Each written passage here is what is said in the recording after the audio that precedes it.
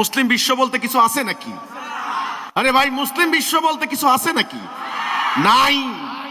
OIC, ও আইসি, ও আইসি, একটার পর একটা মুসলমান ধ্বংস করে দিচ্ছে ওনারা।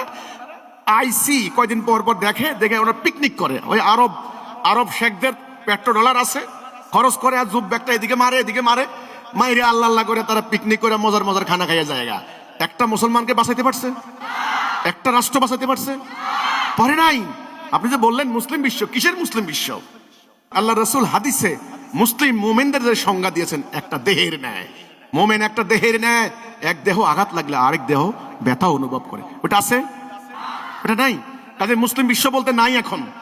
এরা হচ্ছে খণ্ড বিখণ্ড হয়ে যাওয়া বিভিন্ন জাতি রাষ্ট্রে, এটাকে বলে নেশন স্টেট। এটা টুকরো টুকরো হয়ে যাওয়া একটা বিশৃঙ্খল জনশক্তি। এদের সংবিধান আলাদা, এদের রাষ্ট্র আলাদা, এদের পার্লামেন্ট সিস্টেম আলাদা।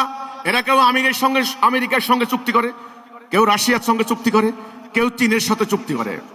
এরা সমস্যা হলে পরে মক্কা মদিনায় যায় না, এরা যায় হচ্ছে জাতিসংঘে। জাতিসংঘ কি মুসলমানদের? নো, ওদের। আপনি যে বললেন যে ইরানে হামলা হলে কি হবে? হামলা হলে ঘোড়ার ডিম হবে। ঘোড়ার ডিম কি হবে? ইরান ধ্বংস হয়ে যেতে পারে। বর্তমান যে সরকার, এই সরকার পতন হয়ে যেতে পারে।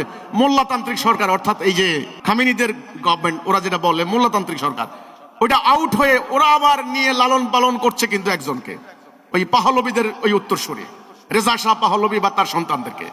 ওদেরকে যত সময় নামাই দিবে। এটাই তো রাজনীতি, এটাই তো রাজনীতি নাকি? এর মধ্যখানে লক্ষ লক্ষ ইরানি উদ্বাস্ত হয়ে যেতে পারে, মরে যেতে পারে, ইরান রাষ্ট্রটা শেষ হয়ে যেতে পারে। তো এইভাবে শেষ হবে, ঐক্যবদ্ধ হওয়া ছাড়া আসলে বাঁচতে পারবেন না। এই হলো কথা।